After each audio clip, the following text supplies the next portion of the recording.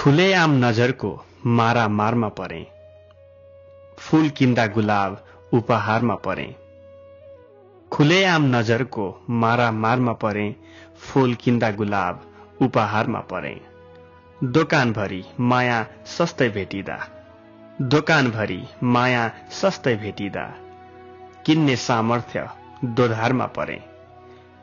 कल्पनाको जालोभित्र सम्मान खोजे, कल्पनाको जालोभित्र सम्मान खोजे। उम्कियो माछो आफू किनारमा परे। देखाउन खोजे फूल छाडी काँडा चुम्दै, देखाउन खोजे फूल छाडी काँडा चुम्दै, जाना जानी आफै काँडे तारमा परे। खुलेआम नजरको मारामारमा परे, फूल किन्दा गुलाब उपहारमा परे।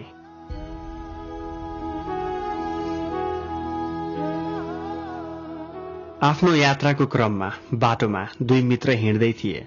बाटो छेउैमा पर्ने वेश्यालयमा पस्न दुई मध्ये एकले कर गरेछन्।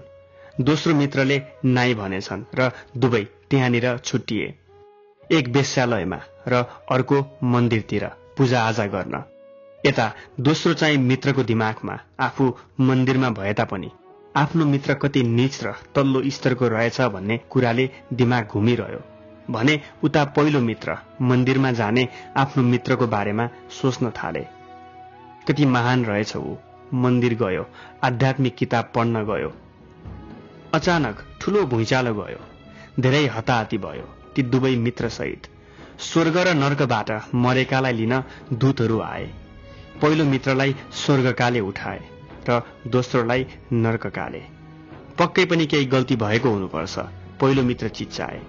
हामीले जे गरिरहेका थियौं त्यसको आधारमा म नर्क र मेरो साथी स्वर्ग पो जानुपर्ने हो त। जवाफमा एक दूतले भने, तिमी तिम्रा मित्र कति महान रहेछन् भनेर सोच्न तल्लीन भइरहँदा तिम्रा मित्र भने मन्दिरमा भए तापनि तिमी कति नीच र तल्लो स्तरको भनेर सोच्दैमा व्यस्त थिए।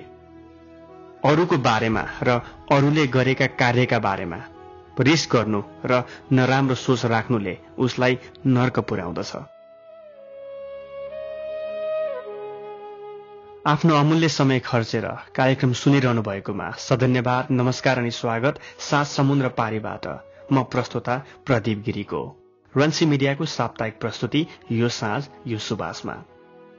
उज्यालो नेपाल मिडिया नेटवर्कसँगको सहकार्य अन्तर्गतका 11वटा रेडियो सहित देशभरिका 22वटा रेडियो स्टेशनहरूबाट यो कार्यक्रम प्रसारण हुने गर्दछ।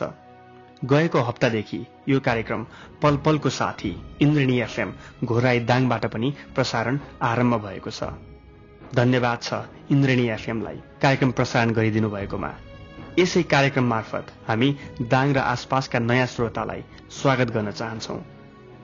यस कार्यक्रमलाई इन्टरनेटको सहायताले विश्वको कुनै पनि ठाउँबाट canada-nepal.net मा गएर सुन्न सक्नुहुनेछ।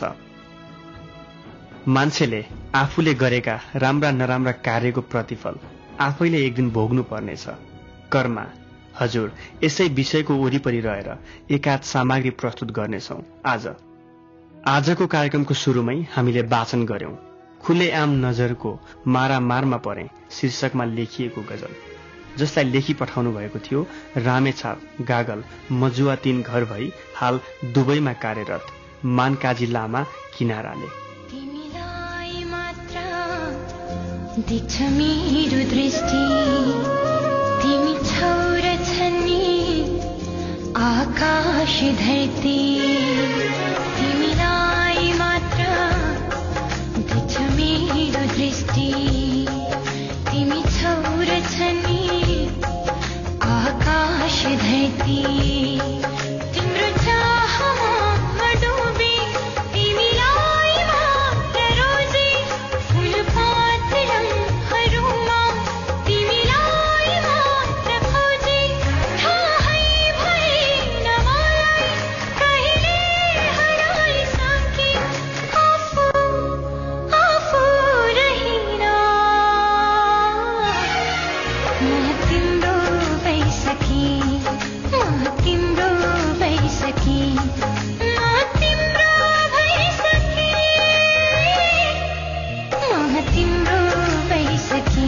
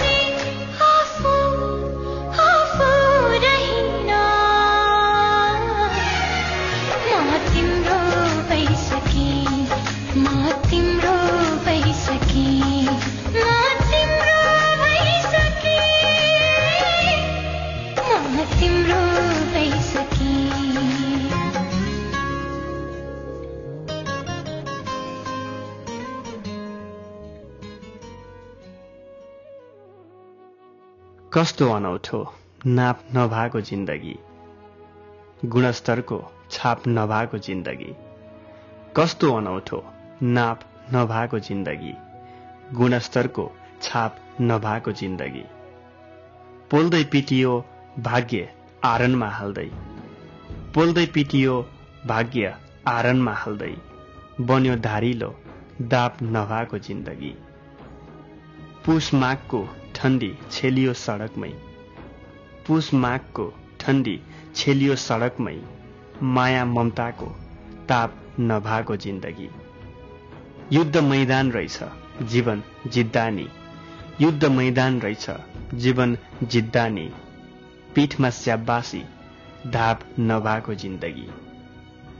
कर्मै रहेछ खोटो चिताको पुग्दैन, कर्मै रहेछ खोटो चिताको पुग्दैन, दोषी पुरपुरो फाप नभएको जिन्दगी। कस्तो अनौठो नाप नभएको जिन्दगी, गुणस्तरको छाप नभएको जिन्दगी।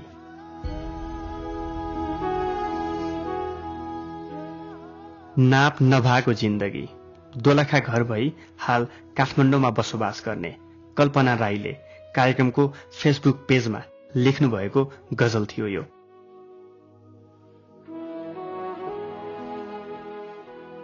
उनको नाम फ्लेमिङ हो, जो स्कटल्याण्डका एक गरिब किसान थिए। आफ्नो र आफ्नो परिवारको जीविकोपार्जन गर्ने क्रममै एक दिन आफ्नो खेत नजिकैको खोलाबाट सहयोगका लागि आएको चिच्चावट सुने उनले। हातको कुटो कोदालो त्यही फुत्त फ्याँकेर उनी खोलातिर दौडे।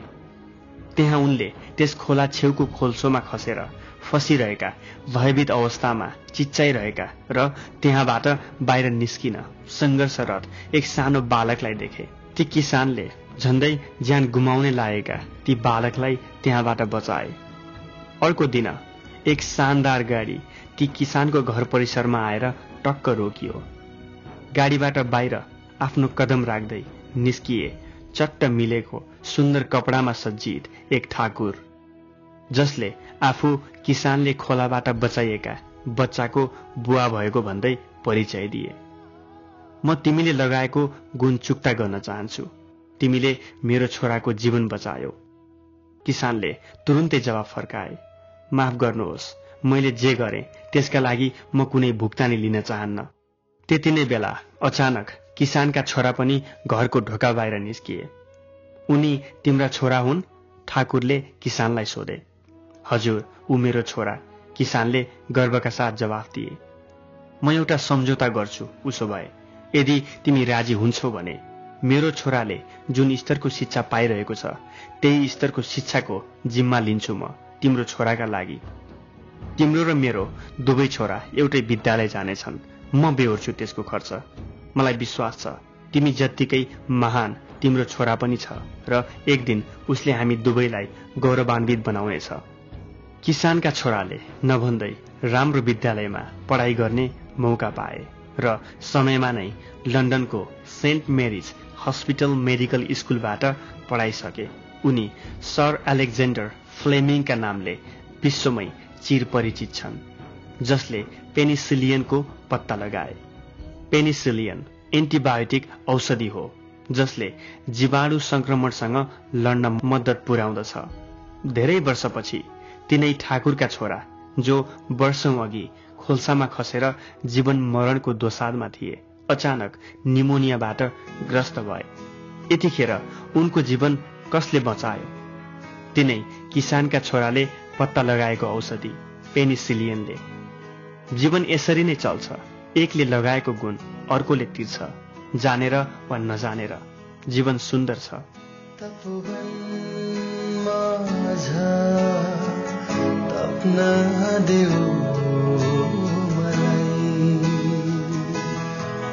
सहन्छु कष्ट दुई कणा माझ झेलिन देऊ मलाई तपोवन।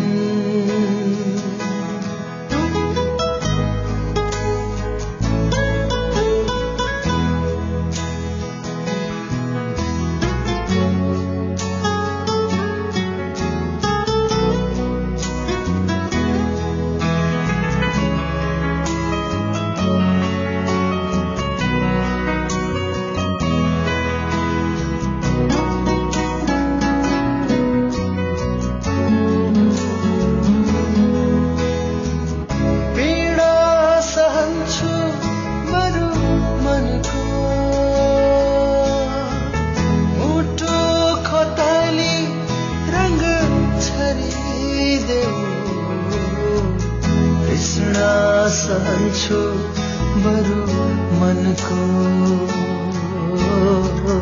प्यासी तिम्रो रस मूलको थोपा बनी खसिदेऊ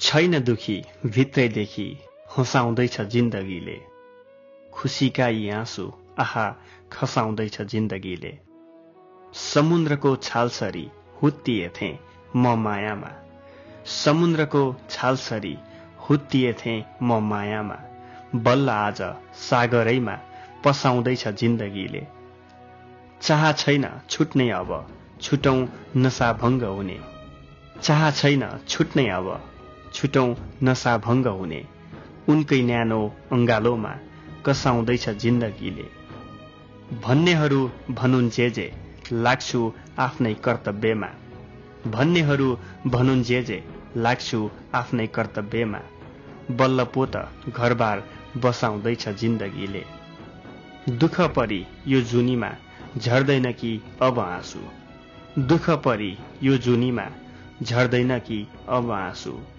मज्जा भाछ आनन्दमा फसाउँदैछ जिन्दगीले छैन दुखी भित्रैदेखि हँसाउँदैछ जिन्दगीले खुसीकाई आँसु आहा खसाउँदैछ जिन्दगीले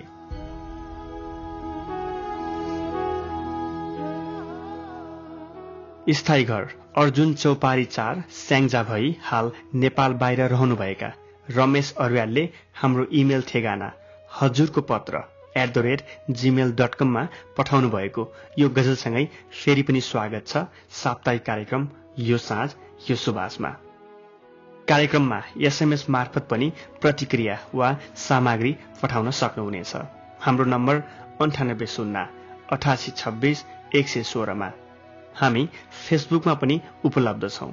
हाम्रो पेज यो साँझ यो सुबास विथ प्रदीप गिरी लाइक गर्नुहुन अनुरोध गर्दछौं।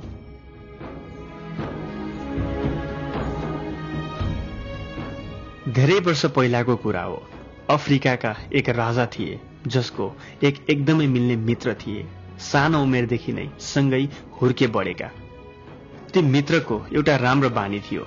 उनी दैनिक जीवनमा आइपर्ने हरेक परिस्थितिलाई सकारात्मक रूपमा लिन्थे र भन्थे जे भयो राम्रै भयो। एक दिन राजा र उनका मित्र वनमा शिकार खेल्न जाने भए। मित्रले सबै तयारी गरे। शिकारका लागि चाहिने बन्दुक गोली लगायतका सम्पूर्ण सामग्री तयार गरे। शिकारका लागि गए।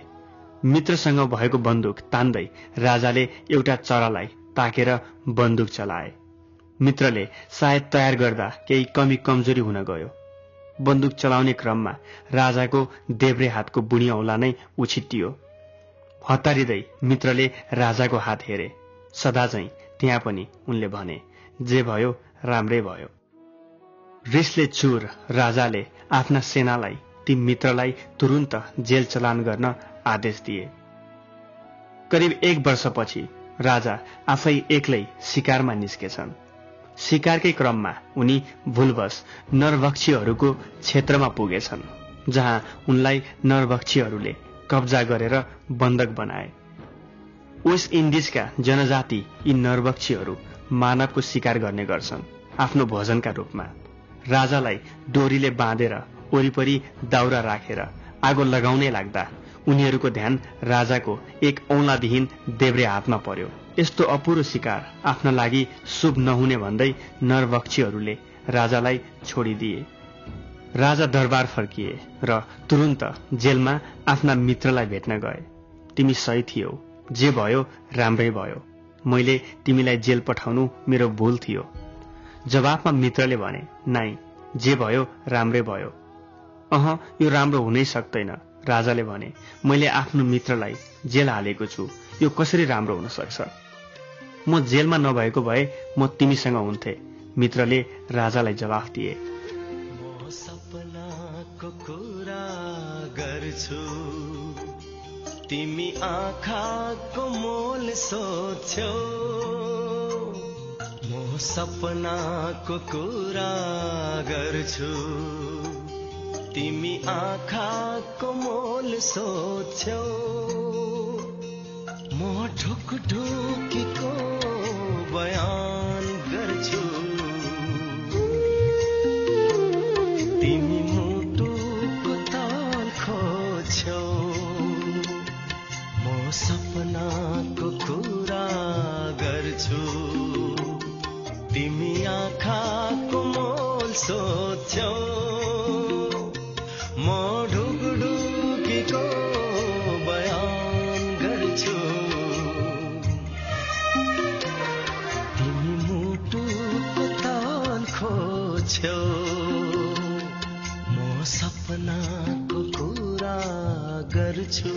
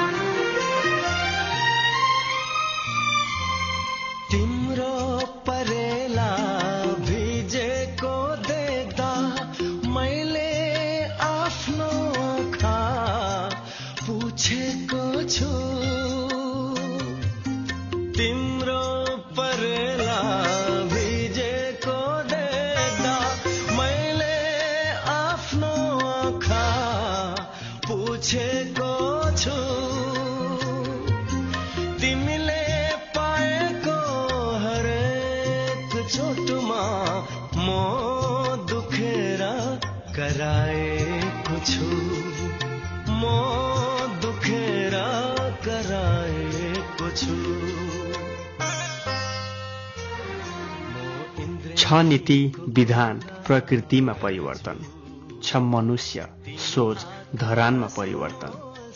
पृथ्वी ब्रह्माण्डमा त छ घोर परिवर्तन, त हामी सन्तान यसका कसरी नहोला परिवर्तन। अनेक ऋतुको आगमनसँगै हुन्छ परिवर्तन, अनेक क्रान्तिको स्वतन्त्रता सँगै हुन्छ परिवर्तन। न छेकिन न लडाउन नै सकिन्छ अटल परिवर्तन, न मृत्युदण्ड न मनोकांक्षाले नै असर पार्दछ परिवर्तन।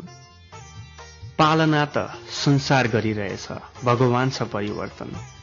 इच्छा न बुद्धिले कहाँ असर पार्दो, आहा कस्तो परिवर्तन।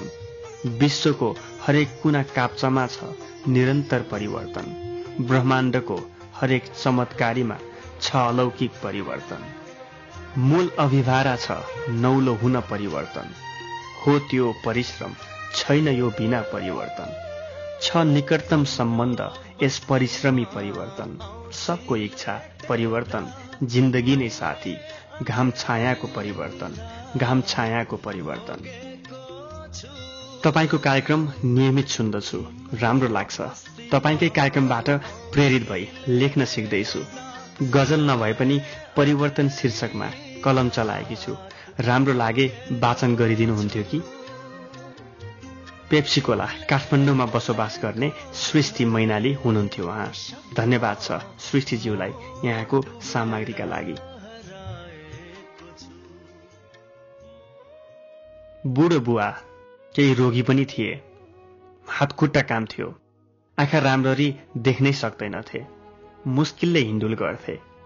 साँझ भोजनका क्रममा छोरा बुहारी र नातिका साथ खाना खाइरहँदा धेरै पटक उनले चम्चा भुइँमा खसाले, भातका सिता पोखिए, दूधको गिलास पल्टाए।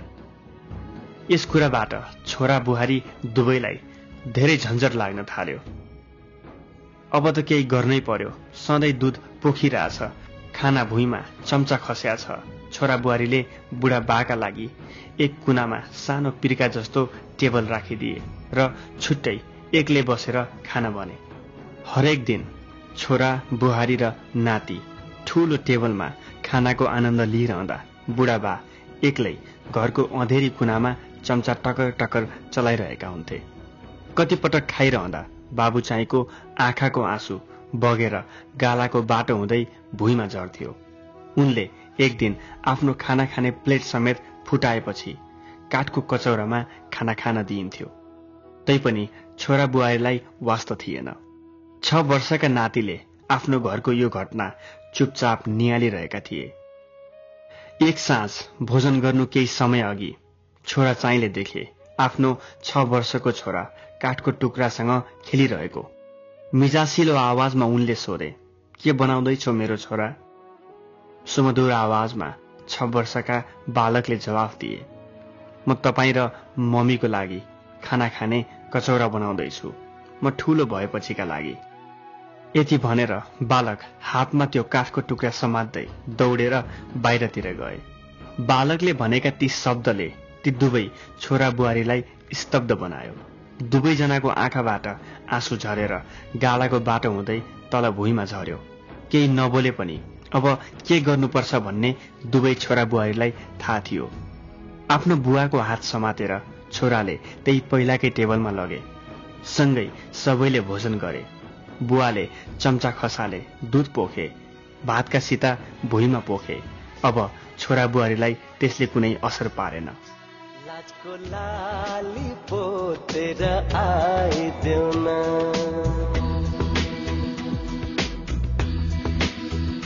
प्रीतको बिहान ओढी छाइदेऊ न,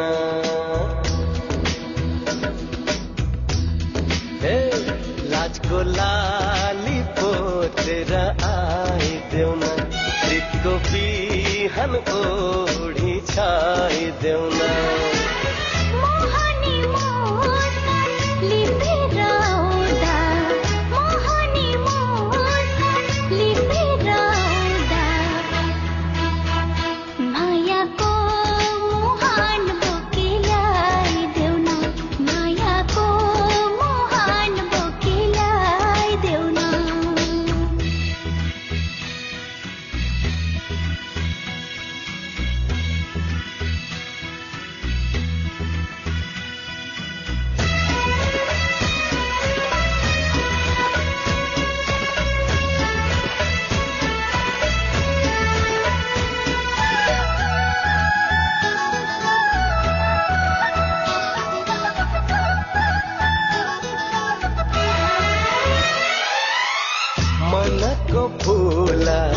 साँचेर आइदेऊ न, मायाको माला गाँसेर लाइदेऊ न,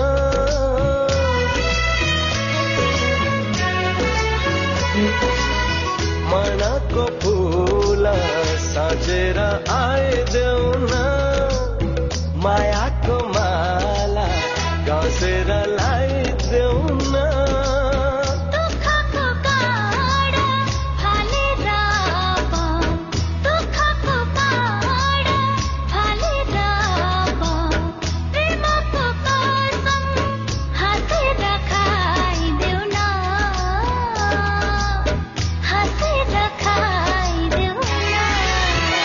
मिलनको खुम्टो ओढी आइदेऊ न, बतासको बाटो गरी छाइदेऊ न।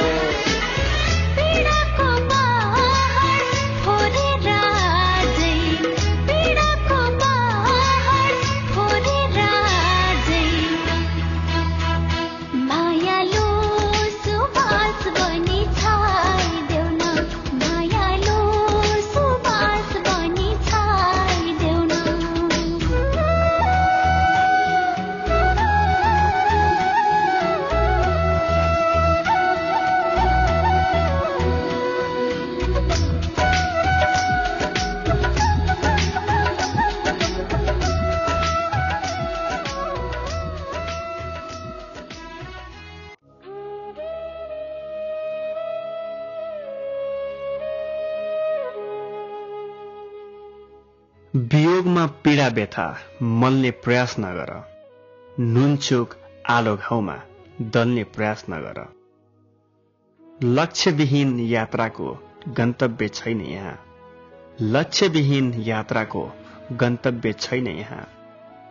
अधुरो जिन्दगी हो चल्ने प्रयास नगर। चाहेर मात्र हुन्न परिश्रम पनि गर्नुपर्छ, चाहेर मात्र हुन्न परिश्रम पनि गर्नुपर्छ। फूल नआई कोपिलामै फल्ने प्रयास नगर। आगो बाल्न होइन अचेल, खरानी फुफु गर्छन्। आगो बाल्न होइन अचेल, खरानी फुफु गर्छन्। मट्टीतेल साक्षी राख्दै जल्ने प्रयास नगर। माकुराको जाल अनि मायाजाल स्वयं रहेछ, माकुराको जाल अनि मायाजाल स्वयं रहेछ। प्रकटमा आउँदिन म छल्ने प्रयास नगर। वियोगमा पीडा व्यथा मल्ने प्रयास नगर। नुनचोक आलो घाउमा दल्ने प्रयास नगर।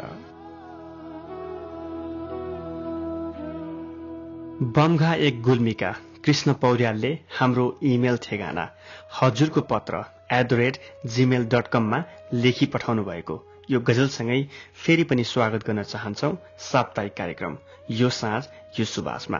तपाई हामीसँग इमेल, एसएमएस वा फेसबुक मार्फत सम्पर्कमा रहन सक्नुहुनेछ।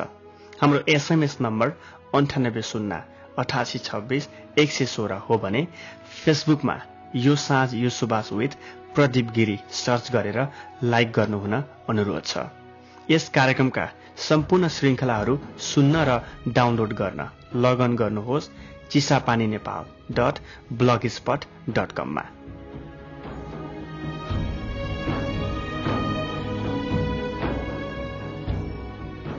एकैछिन एउटा छोटो यात्रामा डोराउन चाहन्छौ तपाईलाई।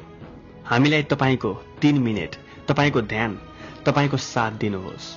यदि केही गर्दै हुनुहुन्छ मिल्छ भने 3 मिनेटका लागि थाती राखिदिनुहोस्। कृपया एकैछिन हामीसँग यात्रा गर्नुहोस्। शून्यताको सिद्धान्तको यो यात्रामा तपाईले मात्र सोच्नु पर्नेछ एकाग्रले। ल सोच्नुहोस्, प्रयोगविहीन सामानहरू जम्मा गर्ने बानी छ तपाईमा? के थाहा भोलि पर्सि चाहिन्छ कि भनेर? के तपाईसँग पैसा जम्मा गरेर राख्ने बानी छ खर्च नगरी नगरी? किनकि तपाईलाई लाग्छ भविष्यमा यसको आवश्यकता पर्नेछ। लत्ता कपडा, जुत्ता, कुर्सी, टेबल, अन्य घरका सामग्री पछि प्रयोग गर्ने भनी राख्नु भएको छ। अनि स्वयं तपाईँ आफूभित्रै निराशा, असन्तुष्टि, दुःख, भय र अन्य यस्ता कुराहरू राख्ने बानी छ। कृपया त्यसो नगर्नुहोस्।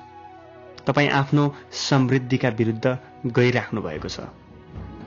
आफूसँग वा आफूमा एउटा कोठा बनाइराख्नु अत्यन्त जरुरी हुन्छ। खाली ठाउँ बनाइराख्न तपाईको जीवनमा नयाँ कुरालाई आउन दिनका निमित्त, तपाईको जीवनमा समृद्धि आउनका निमित्त पहिला तपाईले ती व्यर्थ र प्रयोगहीन चीजहरूबाट छुटकारा पाउनु जरुरी छ। जसै तपाईले यो छुटकारा पाउनुहुन्छ, खालीपन, शून्यताको यो शक्तिले नै तपाईका सबै इच्छाहरूलाई आकर्षित गर्नेछ।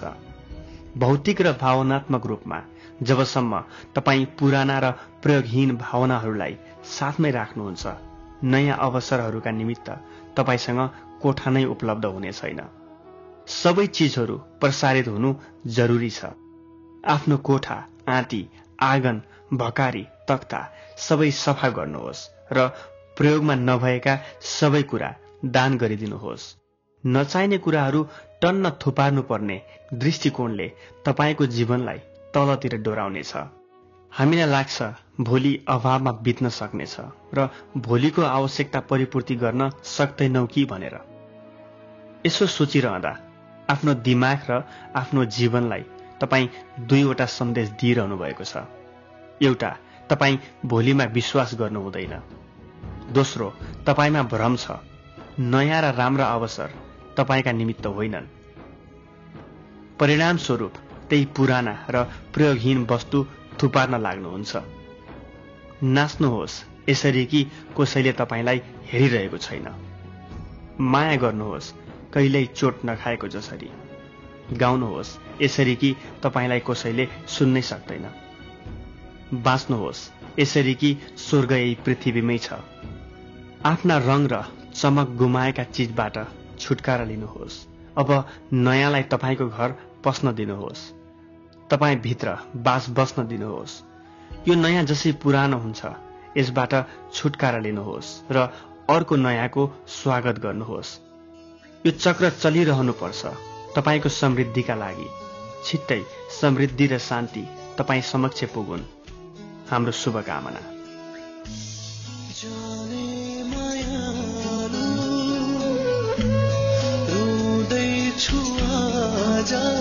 तिम्रो सम्झनामा बितेका पललाई सम्झादै आज तिम्रो सम्झनामा सक्छौ भने आइदेऊ जीवनमा। गल्ती भए माफी देऊ मायामा। जाने मायालु रुँदैछु आज तिम्रो सम्झनामा।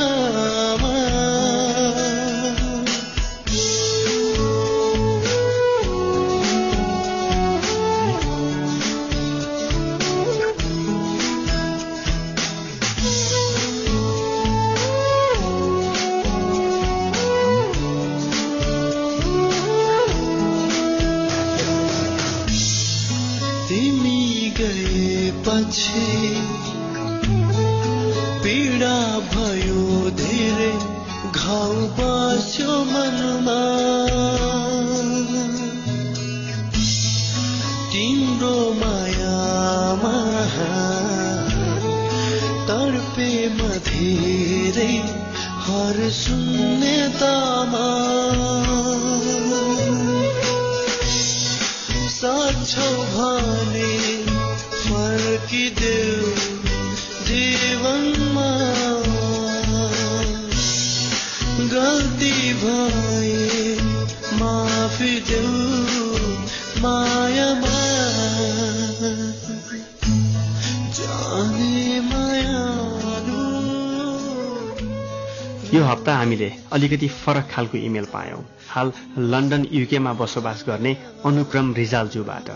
उहाँ लेख्नुहुन्छ, गएका केही हप्ताका श्रृङ्खलामा वाचन भएका दुई फरक कथाहरू इन्टरनेट र सामाजिक सञ्जालमा निकै लोकप्रिय छन् र सजिलै भेटिन्छन्। तर तिनै सामग्रीलाई तपाईले कोही तेस्रो व्यक्तिले लेखी पठाउनु भएको भनी वाचन गर्दा दुःख लाग्यो। कृपया यसरी अर्काको लेख र कथालाई मोडतोड गरी लेखी पठाउनेलाई प्रोत्साहन नगरिदिनु भए राम्रो हुने थियो। अनुक्रमजी, हामीलाई तपाईको इमेलले जिम्मेवारी बोध गराएको छ। हामी कार्यक्रमका लागि सामग्री पठाउने सबै साथीहरूलाई आफ्नो नभएको खण्डमा उक्त सामग्रीको बारेमा प्रष्टसँग स्रोत खुलाउन अनुरोध गर्दछौं। यसका साथै कार्यक्रमबाट बिदा लिने बेला भयो। आजको कार्यक्रम कस्तो लाग्यो? हजुरको पत्र @gmail.com मा इमेल मार्फत वा 9808261116 मा SMS मार्फत प्रतिक्रिया पठाउन नभुल्नुहोला। जाँदा जाँदै एउटा गजल वाचन गर्दैछौं। हाल मुम्बईमा बसोबास गर्ने बलिया 8 भुरुवा कैलालीका मुकेशजीले लेखी पठाउनु भएको यो गजल। प्रस्तुता प्रदीप गिरी। बिदा चाहन्छु। शुभरात्रि। तिमीलाई आँचलमा लुकाउन खोज्दा मूर्छिएर बाटो मुनि ढलिरहेको छु। तिमीलाई आँचलमा लुकाउन खोज्दा मूर्छिएर बाटो मुनि ढलिरहेको छु। पत्थरलाई देउता सम्झिएर पुज्दा, पत्थरलाई देउता सम्झिएर पुज्दा आज आफै लखराई चलिरहेको छु। दियौ निर्मम चोट मुटु चिर्ने गरी, दियौ निर्मम चोट मुटु चिर्ने गरी, लुछुड निस्वार्थमा फलिरहेको छु। जीवनदेखि हार खाई जोगी बन्नलाई, जीवनदेखि हार खाई जोगी बन्नलाई मुहारैमा सेतो माटो दलिरहेको छु। तिमीलाई आँचलमा लुकाउन खोज्दा मूर्छिएर बाटो मुनि ढलिरहेको छु। पत्थरलाई देउता सम्झिएर पुज्दा आज आफै लर्खराई चलिरहेको छु।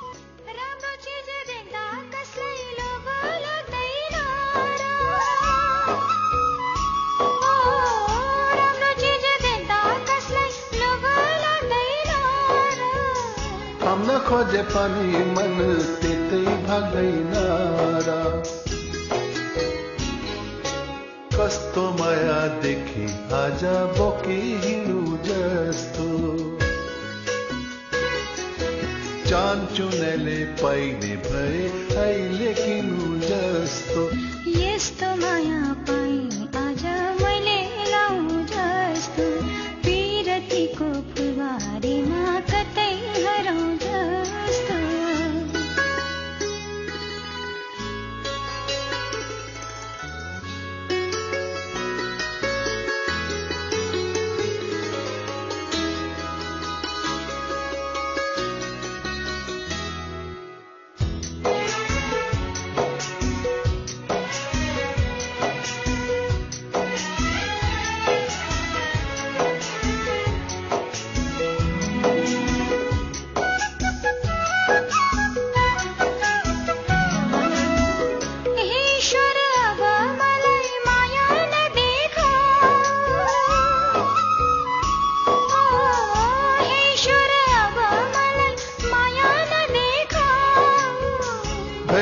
रुखा बिनामा स्वाद नचाखाऊ यस्तो माया पाए आज अहिले लाऊ जस्तो यस्तो माया पाए आज अहिले लाऊ जस्तो यस्तो माया पाइ आज मैले लाउँ जस्तो कस्तो माया देखि आज टपटिपु जस्तो